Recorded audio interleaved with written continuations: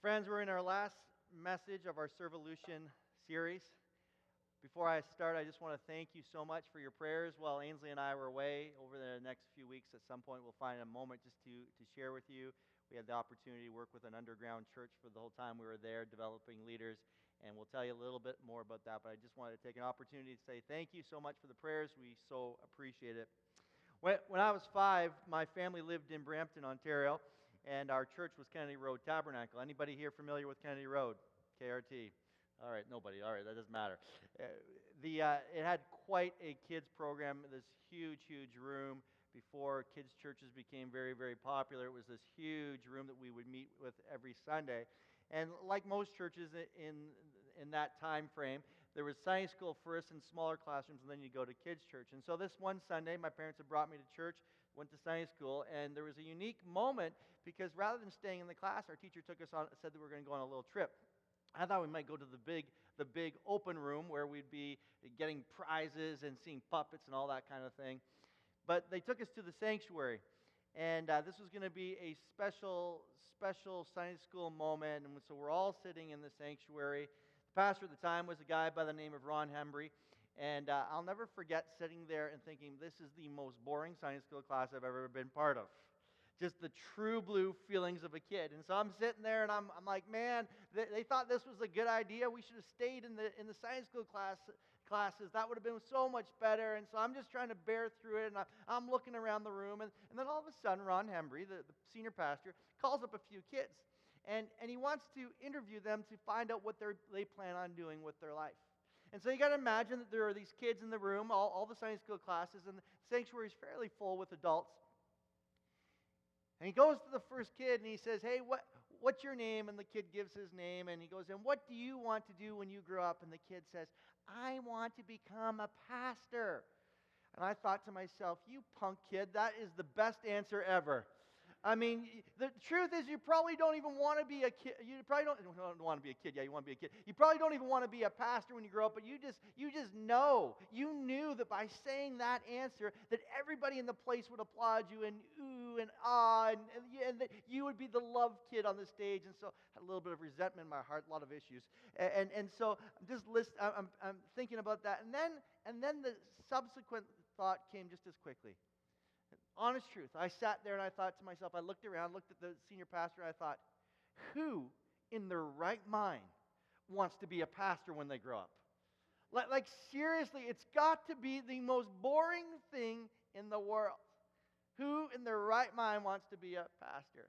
It is so interesting as we go through life how that we can find ourselves pushing back and maybe even a little resentful or a little just lacking any passion for certain things that God might actually call us to. Because I had no idea when I was 5 years old that I'd be standing on a stage like I am today and being the lead pastor and doing what I thought that I would absolutely hate and finding out that I absolutely love it. It's interesting how we can be in places in our lives where we kind of push back on God, and yet it's the very places that He is calling us to. And I've thought about that. There are moments where I wonder whether or not God's just trying to be mean, like He just identifies, hey, what's the thing that Jeff would least like to do in life?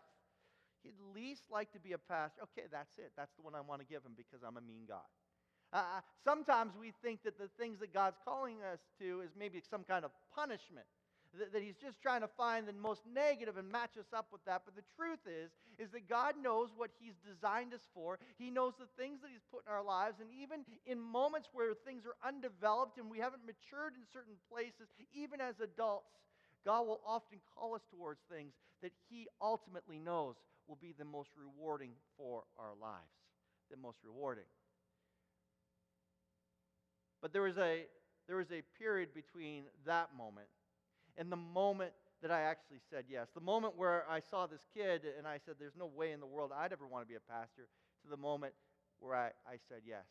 And I want to talk to you about that moment, that stage between the call of God towards serving His kingdom and the moment we say yes. And I want you to turn your Bibles to Isaiah chapter 6. We're going to look at verses 1 to 8. And I want to pull some principles this morning from this passage that will help us understand how we get to the yes stage of the call towards an area of ministry from the place where we sit and say, that's the last thing I want to do. The Bible says, in the year that King Uzziah died, I saw the Lord high and exalted, seated on a throne, and the train of his robe filled the temple. Above him were seraphim, each with 6 wings. With 2 wings they covered their faces, with 2 they covered their feet, and with 2 they were flying. And they were calling to one another, Holy, holy, holy is the Lord Almighty. The whole earth is full of his glory. At the sound of their voices, the doorpost and the threshold shook, and the temple was filled with smoke. Woe to me, I cried, I'm ruined. For I'm a man of unclean lips, and I live among a people of unclean lips, and my eyes have seen the King, the Lord Almighty. Then one of the seraphim flew to me with a live coal in his hand, which he had taken with tongs from the altar. With it he touched my mouth and said, See, this has touched your lips, and your guilt is taken away, and your sin is atoned for. And then I heard the voice of the Lord saying, Whom shall I send, and who will go for us? And I said, Here am I, send me. It's an interesting story. This prophet named Isaiah, who finds himself, like many of us, feeling unqualified, seeing things in our own lives that prevent us from being able to say yes to serving in certain areas, and saying yes to some of the things that God has for our lives. We have this man who feels like that, and this need to serve. God needs somebody to serve his people who are hard-hearted people. And somewhere between what Isaiah feels and the end in verse 8 where he says, Here I am, send me, some things take place that cause Isaiah to say yes to the needs of God, to say yes to serving God. And there are the principles that I believe that each of us needs to understand. The very first principle I think that Isaiah grabs hold of is knowing whom you serve. Know whom you serve. Now, please, if you're a grammar police person, a grammar cop, I've been struggling with this. Can somebody just tell me, is that the right way to say it? Know whom? How many say yes? How many think it's who? I know this is totally irrelevant to your spiritual life, but it has been bothering me all week. All right, I think I got it right. Know whom you serve. Know whom you serve. Isaiah is this man who declares that he is a man of unclean lips. And then he doesn't just identify himself as a sinner, but then he goes on and he says, Hey, I'm also from a people of unclean lips. I live in a land where people are sinners. I live in a place that's just very, very difficult to live. And Isaiah understands it.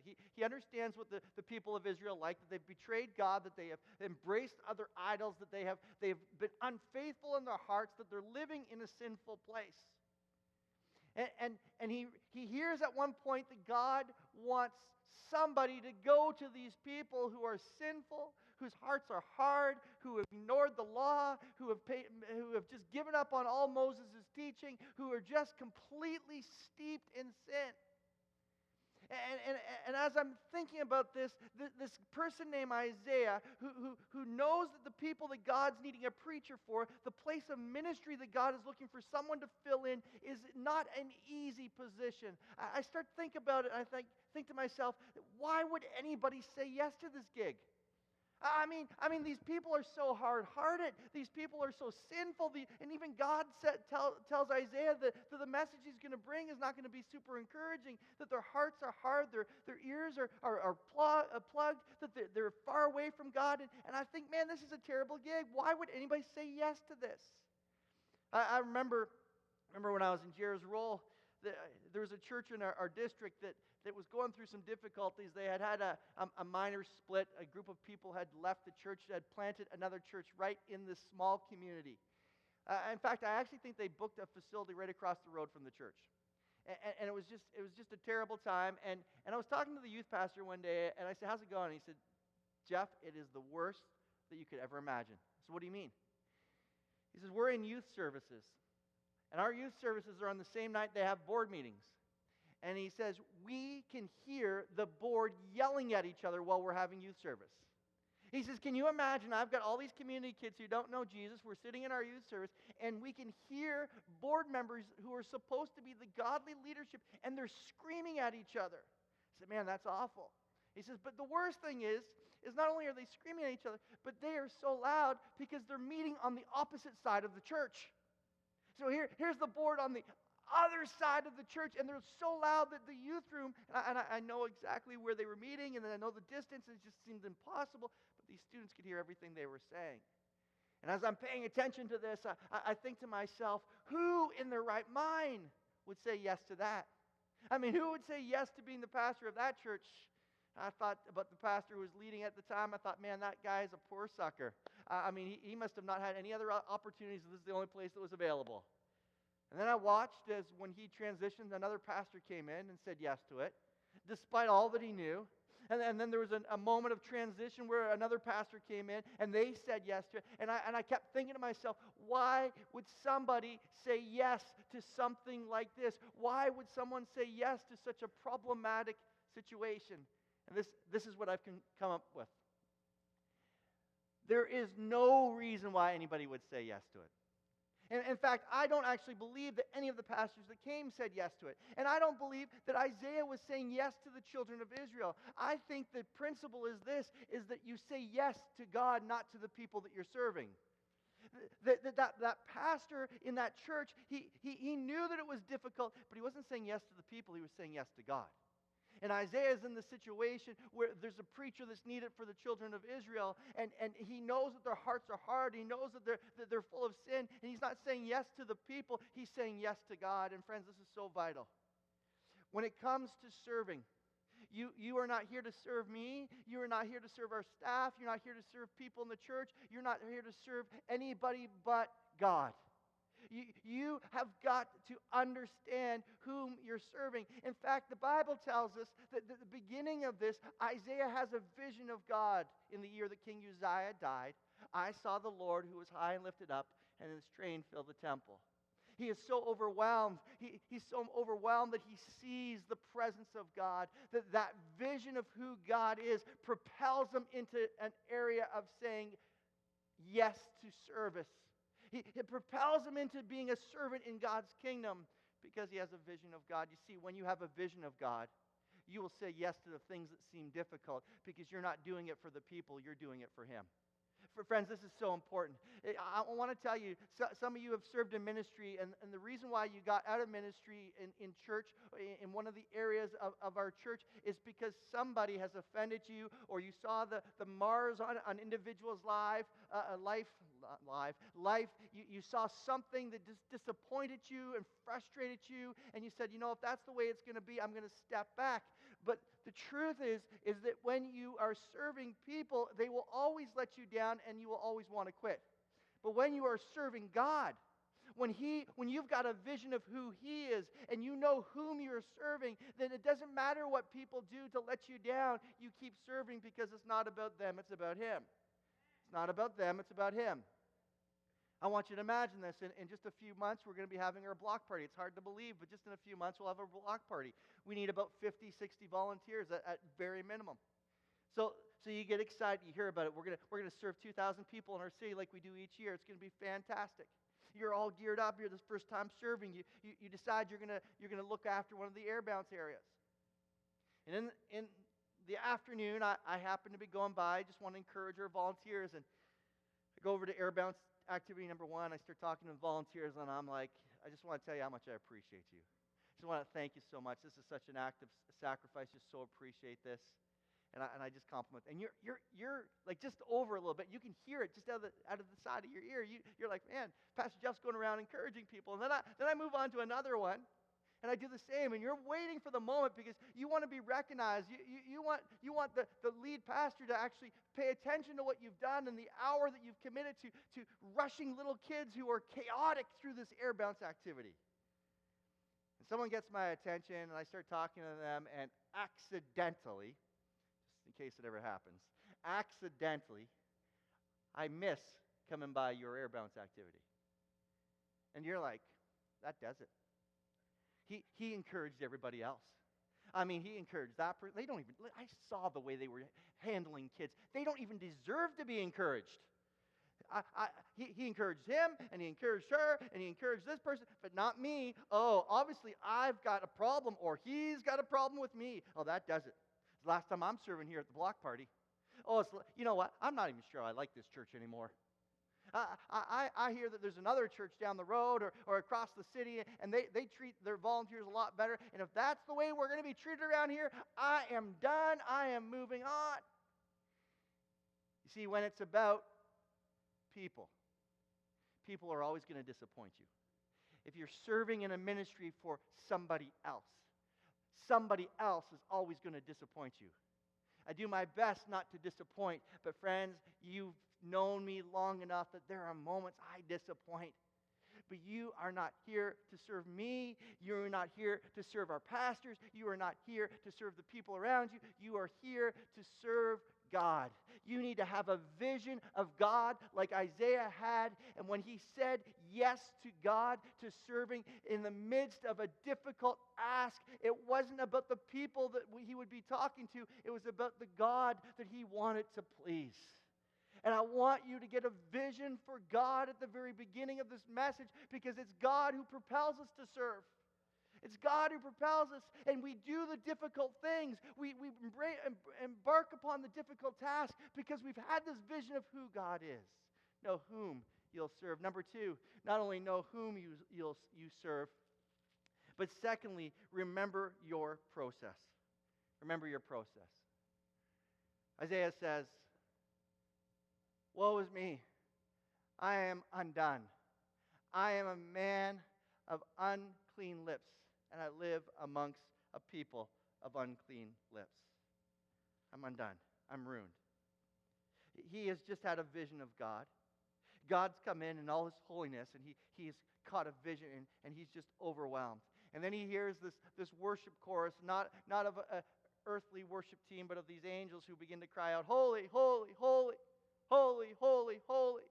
And they are filling the universe with the praises of God. And he's overwhelmed because he's recognizing that they are declaring the very God that he's just seen, that this is the holy God. And in the midst of this, Isaiah feels so broken. And he says this word, "I'm undone," or "I am ruined." And what that word actually means is, I am silenced. This is key. I am silenced. It comes from a word that means to be silent, means I am silenced.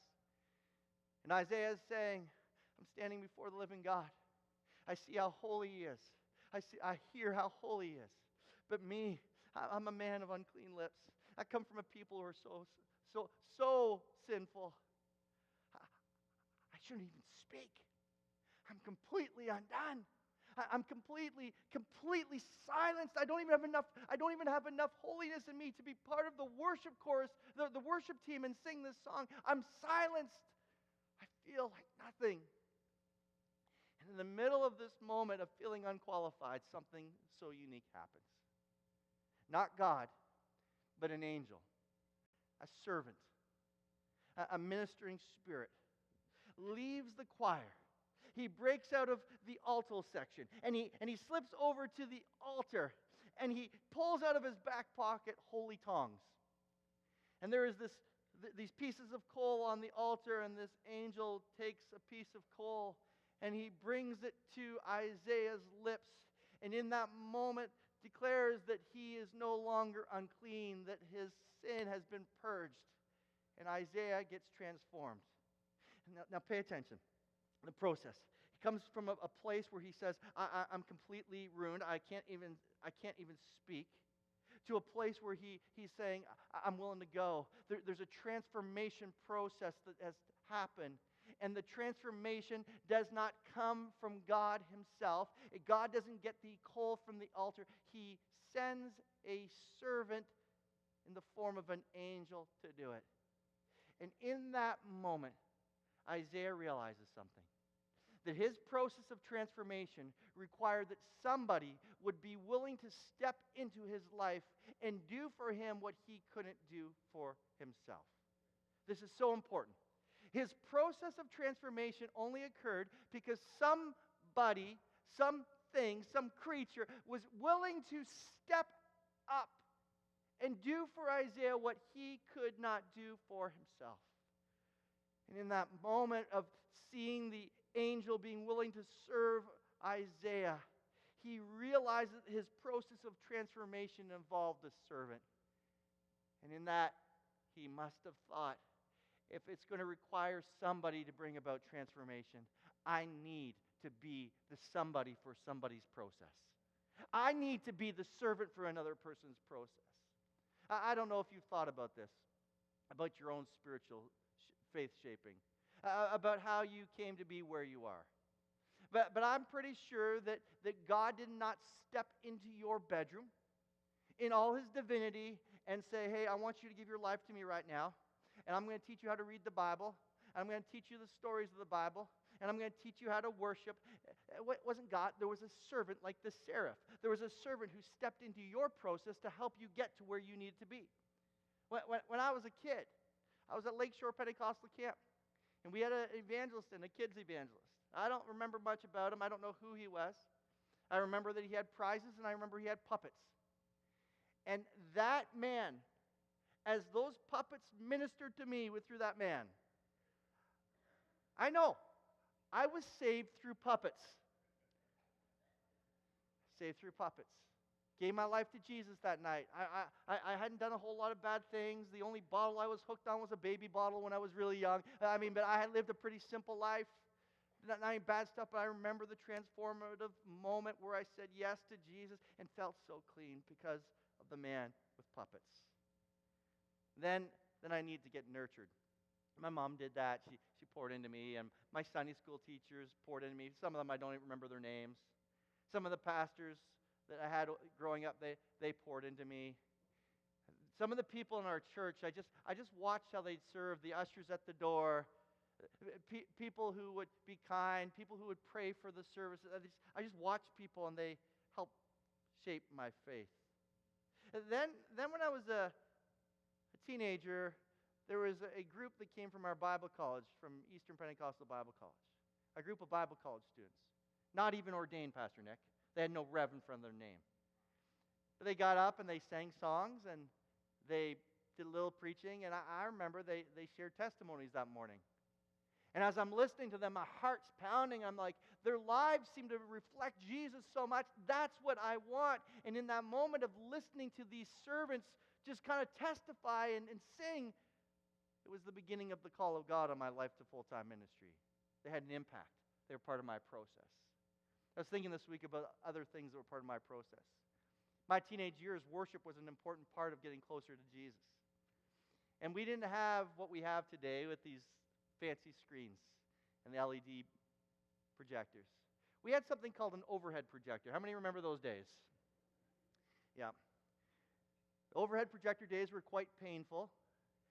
For those of you, for younger generation, it was this square box. We actually have one here at the church. The square box that has this arm with this magnifying element on it, and you put a transparent picture, and it lights up, and then it goes up to the head of this neck, and then it shoots onto the screen. It was incredible. And so get this, every Sunday, teenagers, this is so important, every Sunday, we would watch the screen, but we would not see nice transitions. There would be a slide that would be there, and when that slide was done, someone would put the next slide. And some of you who've lived through the overhead projection era knows the pain. You guys know the pain of those moments, because those projectionists were not always on time. And not only were they not on time, but how many of you remember that when they did make the transition, sometimes you felt like you need to stand on your head because of the way the overhead was put on it. They would put it upside down or backwards, and you're just like, I don't even know how to worship. And you spend so much time. I remember as a kid going, does this person not have any brains? This is ridiculous. How hard is it to get it in order? How hard is it to get it proper? And I was so frustrated, but I was thinking about this week when they got it right. And the transitions were really good. It helped me pay attention to some of the new songs. It caused me to enter in. And I remember when I first saw that song, As the Deer Pants for the Water. First time, didn't even know it, but the projectionists, the overhead projectionists who got it right, they helped me learn the words and worship more. And these were individuals that were part of my process. So I started thinking, my process, God himself did not do a puppet show for me. I mean, that night at Lakeshore, as good as it would have been on the poster, God, the kids evangelist, that would have been fantastic. But it wasn't God with puppets. It wasn't God with a toy box full of prizes for people who memorized verses. It was a servant who had said yes to Jesus. It wasn't God showing up in my science school class to teach me about the Word of God. It wasn't God ushering at the door. It wasn't God standing in the foyer encouraging me. It was servants who said yes.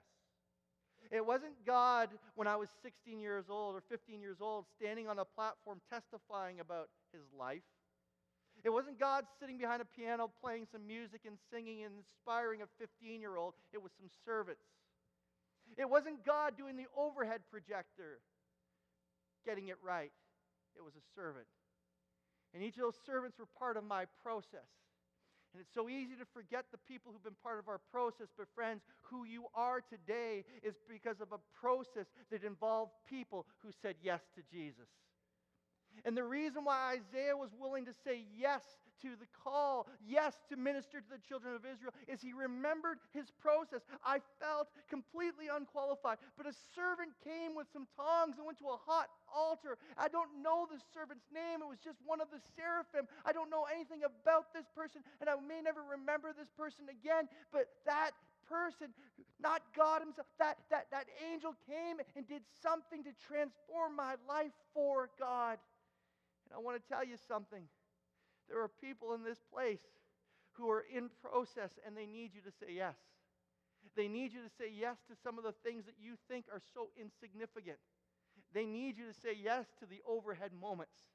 They need you to say yes to be part of their faith shaping and their nurturing and maybe even coming to Christ. Isaiah was able to say yes from in the gap moment because he remembered his process. Got to remember our process. Lastly, not only do we need to remember our process, but we need to see the possibility before you. Isaiah says, I am ruined. I'm silenced. Complete defeat. Live in here.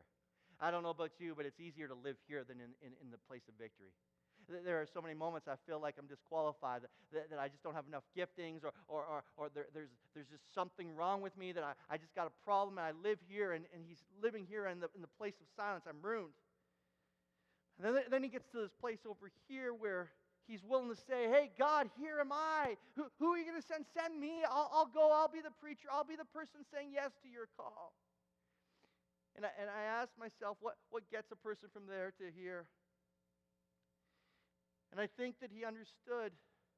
I think that he understood that in the midst of his ruinedness, his silence, his unqualified state, that God was stirring something in the heavenly realms and in that angel. The angel just didn't do it of his own volition. There was some kind of heavenly communication that God was communicating to this angel. I need someone to go and bring transformation. That there was something in the heart of God so that Isaiah would be changed to go from a person who says, I can't even sing. I can't even say anything. I need to be completely silent, to this person who's just all of a sudden boldly in the middle of heaven going, send me, I'm the best candidate. As Isaiah thinks about it, he thinks, God arranged this because he must have seen a possibility in my life. He must, though I felt so completely undignified and ruined and just unqualified, even though I saw that about me, he saw the possibility of what I could become. He communicated in his heavenly way to that angel because he saw something in me that I didn't see in myself. And I want to tell you something. Every person who serves God, every person who says yes to God, every person who is willing to say, here am I, they are people who don't see finished products. They start by looking at the unfinished Isaiah, but they move their vision forward and they catch a picture of what the possibility could be. That they see what the potential is. And in that moment, Isaiah knew that God saw the potential in him. I was thinking about Pastor Nick today, or this past week. Never mind. One of the first times I met Pastor Nick, I was visiting, Ainsley and I, our family were staying at Jared and Melissa's place. And I don't know if you guys remember this. It was a December, I believe. And we're up till like 12:30 at night talking. Hadn't seen them forever, and we're talking, and all of a sudden there's this loud commotion outside. And I don't remember if we got all the info that night, but we eventually found out that Jared and Melissa had been wienered. I just want to explain this term to you before you start. Anyways, I need to explain the term wienered. And what that meant was that somebody had orchestrated this group of people to throw wieners at the house, put wieners on the antenna of the vehicles, put wieners everywhere. I mean, the house was completely wienered. It was a Costco special. It was incredible. Wieners everywhere. What's that? They're telling me to say hot dog, but it was wienered. They got wienered. So we find out that it's Nick. That Nick is the one who's orchestrated this. That he is the one in the middle, like late at night, who's caused all this commotion. And I think we had just gone to bed, and we still heard the noise. That all this commotion and wieners everywhere, frozen wieners everywhere. This is Nick. And I got to be honest. In my mind, Nick, I thought, how could Jared and Melissa see anything good in you? Like, I mean, how could they? I mean, I'm seeing the ruined Isaiah in you. I'm seeing somebody who's unqualified, and yet Jared and Melissa have moved to Ottawa and said yes to God to serve Nick, the wiener guy. And all I can see is this Nick. And in my mind, I'm thinking to myself, I just don't see it. I don't see the possibility. I don't see how the wiener guy can ever amount to anything for Jesus. And here he is today, our youth pastor and getting ordained. And you want to know why? Yeah, go ahead, clap.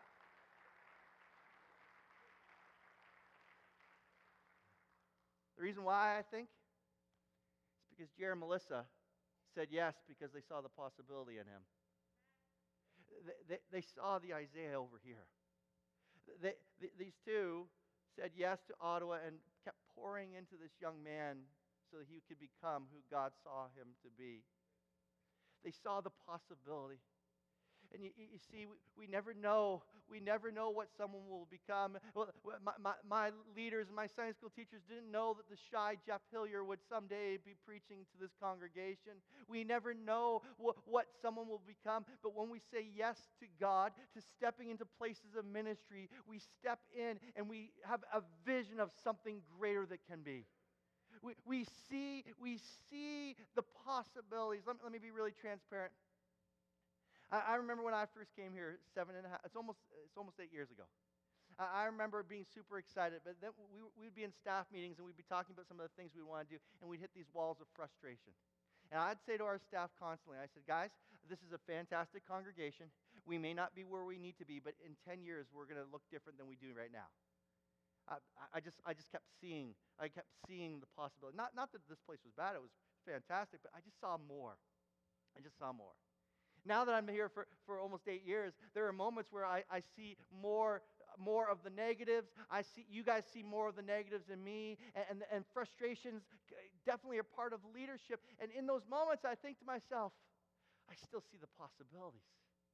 Every difficulty we face, and we've had corporate challenges, we've had individual challenges, but every challenge we face, I just keep thinking, I see the possibilities before us. You see, I still believe this place will be full someday soon.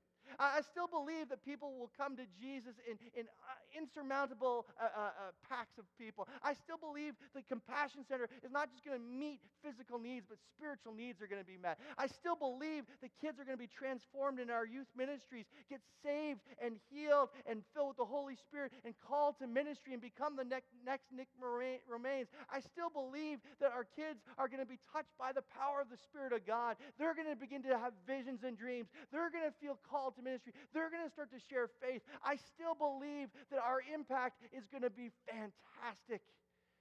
And every day that I get frustrated by something that's not going my way or our leadership's way or even our church's way, every day I get frustrated. I remind myself that I said yes because I saw the possibilities. And friends, I still see them. And I pray that when it comes to serving in this place, you wouldn't just look and go, well, that's just a place that it has so many problems. You would see the possibilities. You would have a vision of, like God had a vision for Isaiah, that would see moving from the place of being ruined to this place that says, I'm qualified to preach to the nation of Israel. The transformation that comes produces incredible possibilities. And every time we say yes to God, we don't say yes based upon current realities. We say yes based upon the possibilities that we see before us. Pastor Steve, would you come? Isaiah said yes to God. He said yes. He said, send me, because he knew that he was serving God, not the people.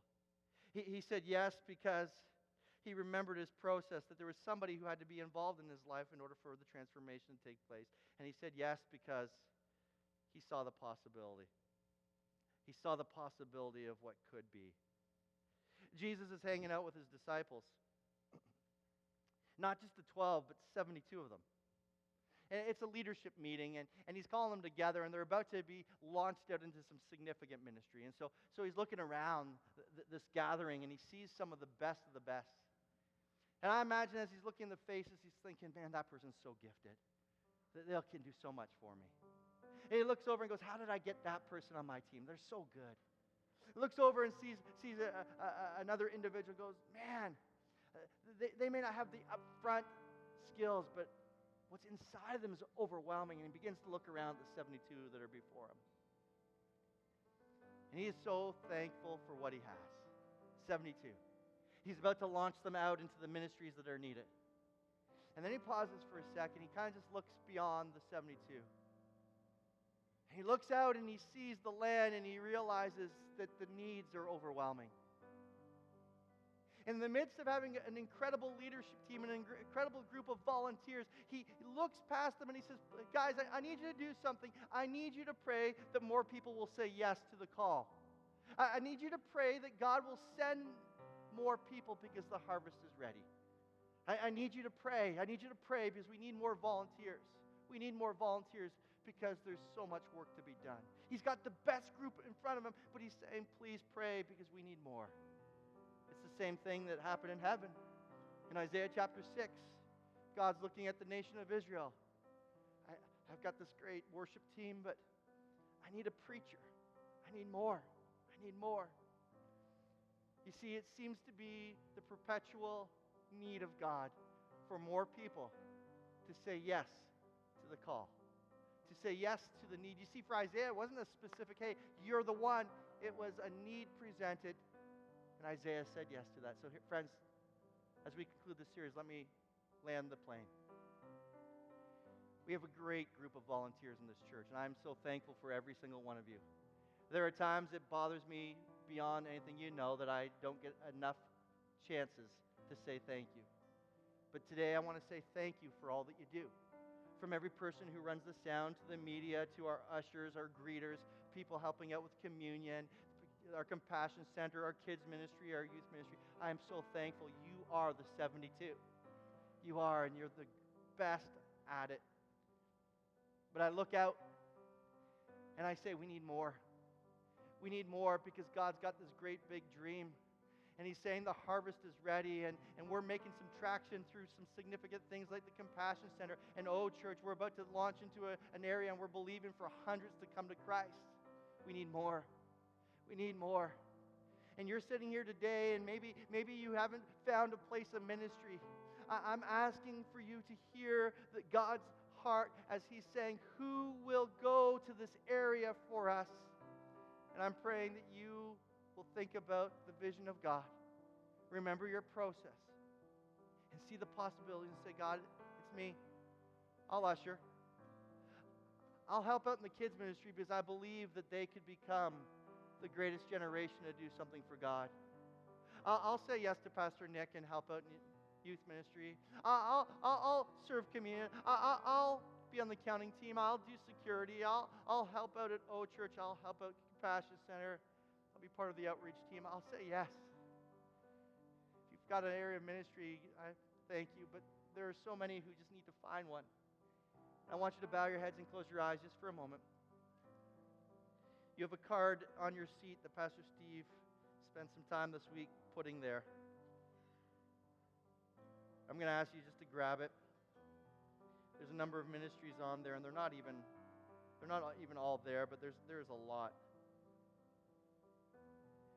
And I'm asking you to just bow your heads for a second. Say, God, I've been changed by you. And I have a vision of who you are. And I want to put a smile on your face. Where? Where do you want me? Here I am. Where do you want me?